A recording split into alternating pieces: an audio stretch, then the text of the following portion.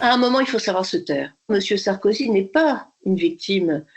Monsieur Sarkozy est un citoyen qui a été condamné. Les vraies victimes dans le procès du financement libyen, ce sont les familles du décédé, 170 personnes, je le répète et je le répéterai toujours.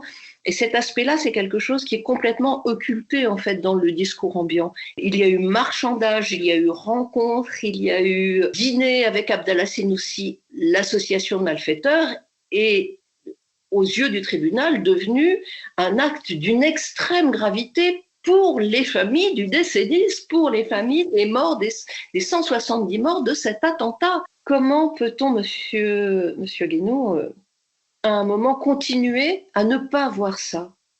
Henri Guénaud, j'aurais envie de lui dire, mais vous êtes fou. Enfin, est-ce que vous comprenez de quoi vous parlez? Est-ce qu'on vous a vu au procès? Est-ce que vous savez de quoi il retourne?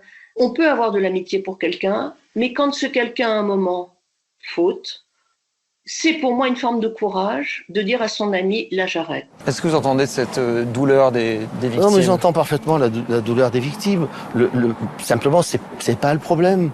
Et la dame pense que je suis fou, mais pardon, je comprends très bien sa douleur, mais je ne permets pas de me considérer comme un fou. Je comprends très bien sa douleur, sauf que dans les relations entre États, on est obligé de traiter parfois avec des gens qui sont pas reluisants. Je comprends très bien qu'on indemnise les victimes pour ce qu'ils ont subi.